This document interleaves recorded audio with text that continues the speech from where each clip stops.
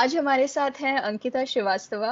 वो एक थेरेपिस्ट है पुणे में। Ankita, thank you for joining this call. Thank you, Azra, for inviting me इस call पे.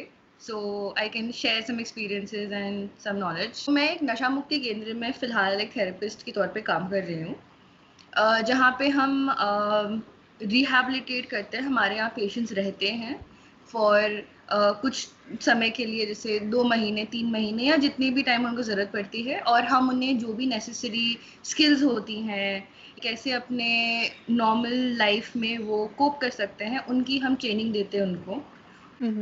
तो थेरेपी एग्जैक्टली हुआ क्या? हम लोग काफी ये टर्म आजकल सुनते हैं, मीडिया में भी, न्यूज में भी, लेकिन इसका मतलब क्या होता है? क्या होता है therapy?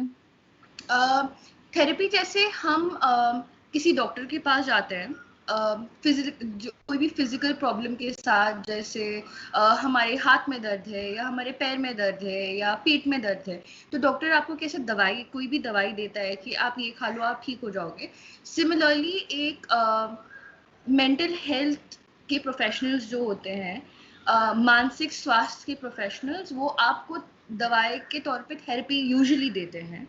Out of 100 cases 80 cases में यही होता है कि हम आपको थेरेपी देते हैं इन टर्म्स ऑफ आप अपने तनाव को, स्ट्रेस को अपनी लाइफ में कैसे कम कर सकते हो, या हम आपको गाइड करते हैं, आपको मार्गदर्शन दिखाते हैं कि आप कैसे कोई चीज़ आप अपनी लाइफ में ठीक कर सकते हो. जो आपने ये टर्म मेंशन किया, मेंटल हेल्थ, तो जैसे अगर हाथ में दर्द होता है, पेट में दर्द होता है, मुझे इमीडिएटली पता चल जाता है कि ठीक है, हमको जो फिजिकल बॉडी में प्रॉब्लम है तो मुझे डॉक्टर के पास जाना चाहिए।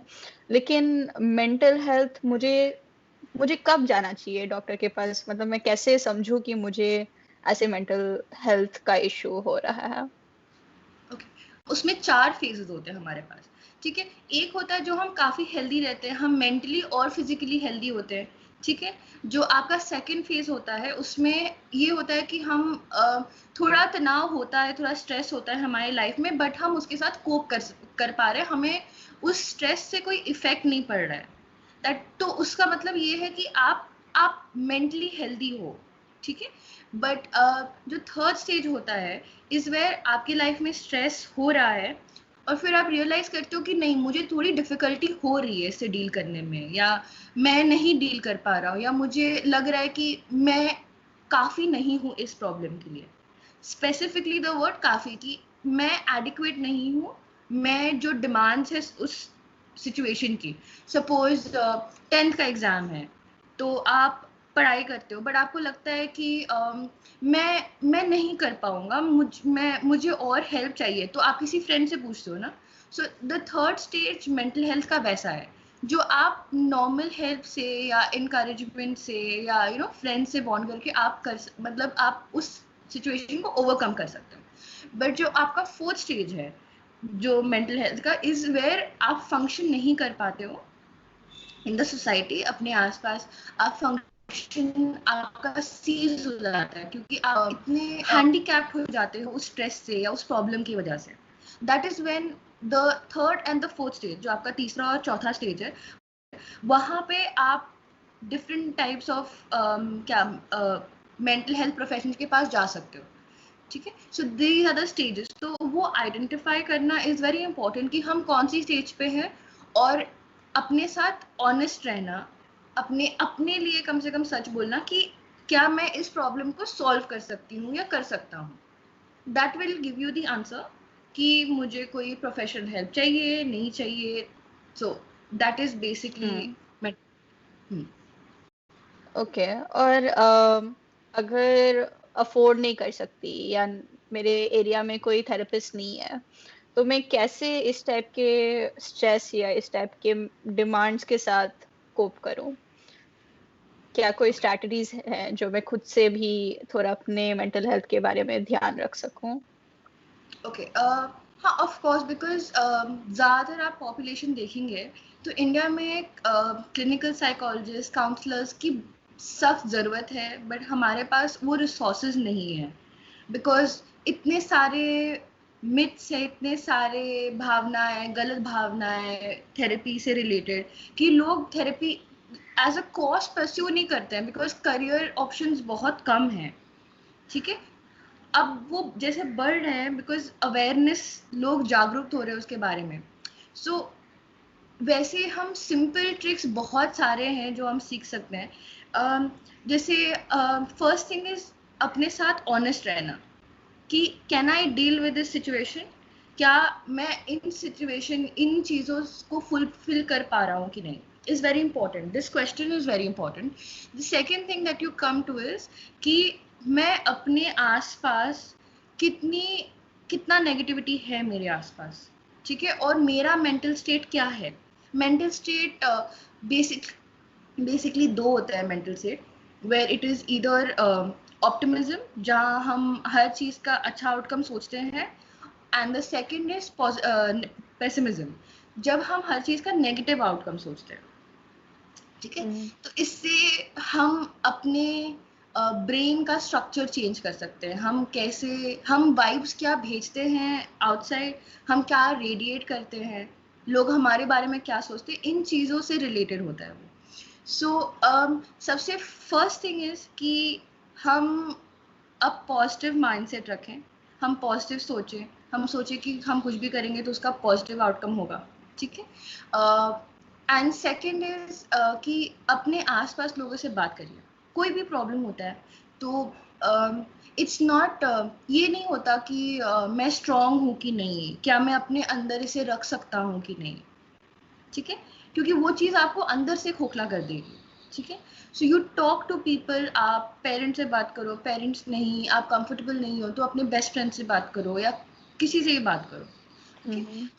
थर्ड, हम ये कर सकते हैं कि हम जो चीज़ हमें पॉजिटिव रखती है, जो हमें सकारात्मक रखती है, उस चीज़ को हम करें, ठीक है. जिनको, बहुत लोगों को पोइट्री पसंद है, बहुत लोग गाने लिखते हैं, बहुत लोग पेंटिंग करते हैं, तो कुछ भी हो सकता है, ठीक है, जो आपको सकारात्मक रखती है throughout your day, throughout your time.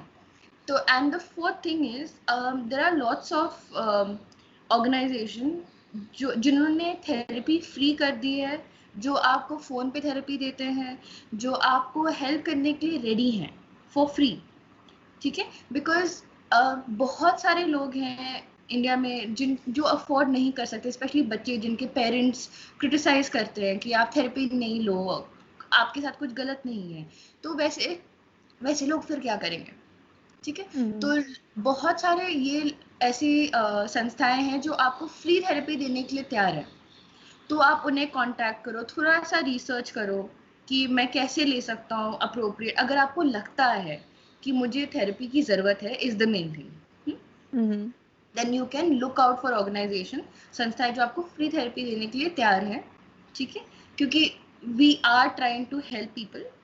So there you will find something, कुछ ना कुछ आपको मिल ही जाएगा. मेंटल हेल्थ के बारे में इतना स्टिग्मा है इंडिया में कि अभी भी अगर आप थेरेपी के लिए जा रहे हो या आप एडमिट करते हो कि आपको हेल्प की ज़रूरत है, तो ऐसे लोग सोचते हैं कि जैसे कि आप में कोई कमी है. तो ये जो सोसाइटी में परसेप्शन है, ये जो सोच है, ये आपको क्या लगता है, क्या ये अभी चेंज हो रहा है, क्या बदलेगा? इसको बदलने के लिए क्या किया जा सकता? डेफिनेटली बदल रहा है बिकॉज जैसे जो ओल्डर जनरेशन है उनमें ये स्टिग्मा बहुत ज़्यादा था, उनमें धारणाएं, बहुत गलत धारणाएं बहुत ज़्यादा थी कि मेंटल हेल्थ उनके लिए होता है जो पागल होते हैं, या पागल, द वर्ड पागल, शब्द पागल के साथ एक इमेज जुड़ी हुई है, ठीक है, जो धीरे धीरे जब आप अभी देखते हो तो जैसे अवेयरनेस फैल रही है, जैसे लोग और एजुकेटेड हो रहे हैं अपने बारे में और प्रॉब्लम्स के बारे में, वो धारणा कम होती जा रही है, जो बहुत अच्छी चीज़ है. क्योंकि लोग अगर जिनके पास प्रॉब्लम होते हैं या कुछ भी होता है, वो निकल के आ रहे हैं बाहर कि मुझे डिप्रेशन है. जैसे आप स्टार्स भी देखो, फिल्म स्टार्स हैं, वो कैसे मोटिवेट करते हैं लोगों को कि आप थेरेपी सीख करो या आप अपने आप को हेल्प करो किसी तरह, ठीक है. तो धारणा डेफिनेटली बदल रही है ज़रा, बट द थिंग इज कि किस लेवल तक. इट्स ऑल्सो द फैक्ट कि हम अपने पेरेंट्स की मतलब प्रिंसिपल्स के साथ बड़े होते हैं, but it's very important to realise that हमें एडिशनल हेल्प चाहिए या हम नहीं कोप कर पा रहे हो सिचुएशन के साथ, सो देयर इज नो कोई कोई बुरी चीज नहीं है इसमें। जैसे मैंने पहले भी कहा था कि अगर आपको लगता है कि मैं नहीं कोप कर सकता हूँ, तो इस बात को अंदर रखने से आप खोखले हो जाओगे, क्योंकि आपका दिमाग सिर्फ उस चीज में लगा रहेगा कि मैं ये नहीं कर पा रहा हूँ, मैं मुझसे ये नहीं होगा, मुझसे ये नहीं हो पा रहा है। आप अपने आप को इतना फोर्स करोगे कोई चीज पे, तो आप अंदर से आप बाकी चीजें करने का जो आपका विल पावर है, जो आपकी शक्ति है, वो भी कम हो जाएगी। सो इट्स वेरी इंपॉर्टेंट कि अगर मैं कोई चीज नहीं कर सकता हूँ या कर सकती हूँ, मैं हेल्प लूँ। हम्म।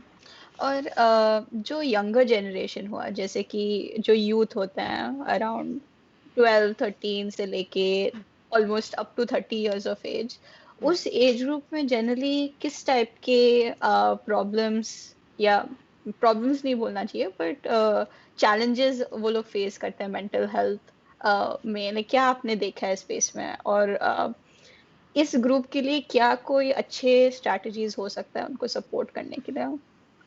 जो ये एज ग्रुप आपने बताया है, जो इसे हम यंग अडल्ट एज ग्रुप कहते हैं इन साइकोलॉजिकल टर्म्स, तो इस ग्रुप में आपको यूजुअली बहुत सारी स्ट्रेसेस दिखेंगी, बहुत सारे, कि आपको पढ़ाई चूज करनी है, आपको बहुत सारे चॉइसेस दिख रहे हैं। जैसे आपको कॉलेज चूज करना है, आपको कौन सा स्ट्रीम लेना है, आपको चूज करना है, आप किस में करियर बनाओगे, मैं इसमें अच्छा हूँ कि उसमें अच्छा हूँ। तो अपने ऊपर आप बहुत सारे सवाल करते हो, अपने से बहुत सारे सवाल करते हो, ठीक है। तो उससे बहुत बहुत बच्चों का, बहुत यंग अडल्ट्स का कॉन्फिडेंस कम हो जाता है। जो सेल्फ एस्टीम, कॉन्फिडेंस होता है, ये कम हो जाता है, ठीक है। तो इट्स वेरी इंपॉर्टेंट कि हम उससे क्रॉस करें, हम उसे we put it out for people कि ये प्रॉब्लम आप ही नहीं झेल रहे हो, सब आपके हम्म। आसपास झेल रहे हैं। Hmm. It's very important to understand that, क्योंकि जो जो जिनको कोई प्रॉब्लम होती है ना हजरत, जो मेंटल प्रॉब्लम होती है, इट्स नॉट जो मूवी में दिखाते हैं वैसी नहीं होती है, वो हमसे अलग नहीं दिखते हैं। जैसे वो एकदम सेम दिखते हैं, तो इट्स नथिंग डिफरेंट। तो हम ऐसे नहीं कह सकते अच्छा कि इसको प्रॉब्लम है, इसको प्रॉब्लम है, हम्म। ठीक है। तो बच्चों को लगता है कि अरे यार मुझे ही प्रॉब्लम है, बट इट्स नॉट ट्रू। सबको कुछ ना कुछ इश्यूज होंगे, नहीं होंगे, छोटे बड़े सबके होते हैं, ठीक है। वो आपके ऊपर नहीं, वो आपकी स्ट्रेंथ नहीं नाप रहे हैं हम। तो दैट्स वेरी इंपॉर्टेंट कि बच्चे ये जाने, ठीक है। और इस एज ग्रुप में जो चॉइसेस होती हैं, तो मोस्टली हम देखते हैं कि लोग कॉन्फिडेंस के साथ सफ़र करते हैं। तो कॉन्फिडेंस के साथ आपको जो डिसऑर्डर्स आती है, जैसे डिप्रेशन हो गया, आपको सैडनेस हम्म। कि मैं ये नहीं कर सकता हूँ, मैं किसी लायक नहीं हूँ, तो दोज थॉट्स।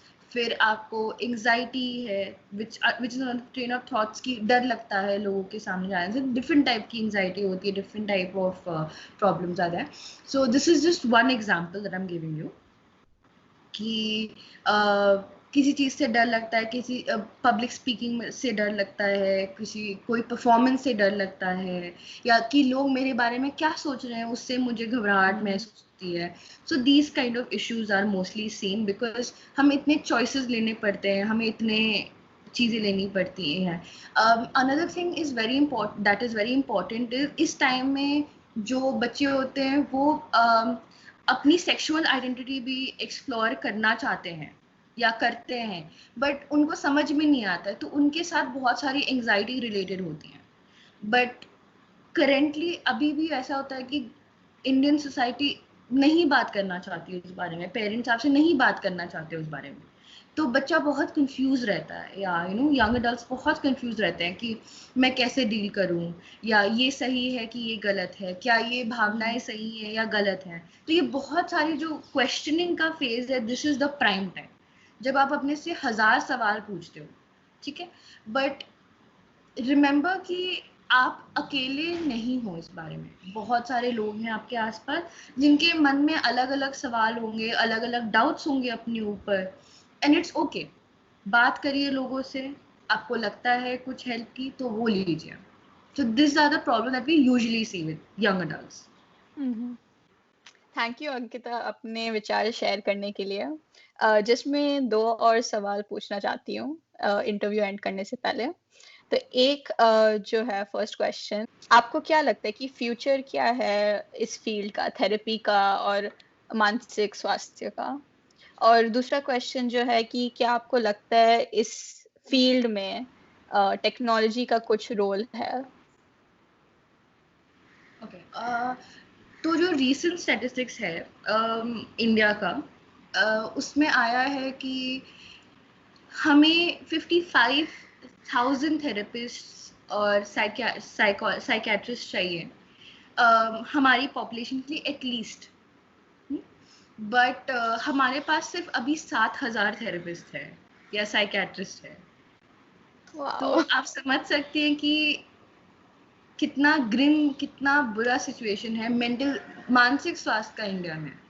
ठीक है, तो हम इससे बेटर कर रहे हैं। जो यंग अडल्ट है, जो बच्चे हैं, उठ के आ रहे हैं कि हमें मेंटल हेल्थ में इंटरेस्ट है, क्योंकि उन्हें समझ में आ रही है खुद के एक्सपीरियंस से या अपने आसपास लोगों को देख करके कि ये चीज़ इम्पोर्टेंट है। एंड कोई इसके बारे में बात क्यों नहीं कर रहा है? ठीक है, तो दिस इज समथिंग जो मोटिवेट कर रही है बच्चों को निकल के आने के लिए कि हम पढ़ेंगे इसके बारे में, या हम जानेंगे ज़्यादा और हम दूसरों को भी जानकारी देंगे इस बारे में। ठीक है, तो ये एक बहुत अच्छी चीज़ है जो हम अभी देख रहे हैं। ऑल्सो दूसरी चीज़ है कि धारणा धीरे धीरे चेंज होगी, बिकॉज जैसे मैंने पहले भी कहा था कि हमारे पेरेंट्स हमारे पे सबसे स्ट्रॉन्ग इम्प्रेशन डालते हैं।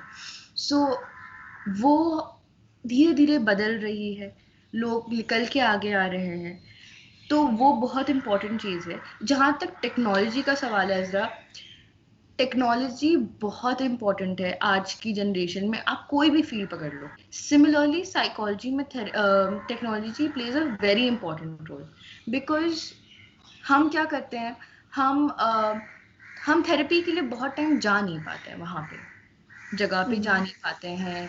हम किसी से कंसल्ट नहीं कर पाते हैं, हम प्रॉब्ली डर रहे हैं अभी कि हम कैसे जाएंगे। तो ऐसे सिचुएशन में आप अपने फ़ोन पे आप देख सकते हो कि मेरे आसपास कोई है मुझे हेल्प करने वाला, या मैं क्या स्टेप्स ले सकता हूँ खुद की मेंटल हेल्थ के लिए। And also the best thing that happens is, जैसे हम अभी ये इंफॉर्मेशन स्प्रेड करने के लिए हम टेक्नोलॉजी का ही सहारा ले रहे हैं। तो जस्ट लाइक दैट बहुत टाइम्स क्या होता है कि थेरेपिस्ट कोई किसी स्टेट में है, कोई किसी स्टेट में है, और हम चाहते हैं हेल्प करना, तो हम फ़ोन के ज़रिए हेल्प कर सकते हैं, हम वीडियो कॉल्स के ज़रिए हेल्प कर सकते हैं। ठीक है, so these are some ways ऐसे हम कैसे टेक्नोलॉजी को इस्तेमाल कर सकते हैं और इन चीज़ों के लिए यूज़ कर सकते हैं।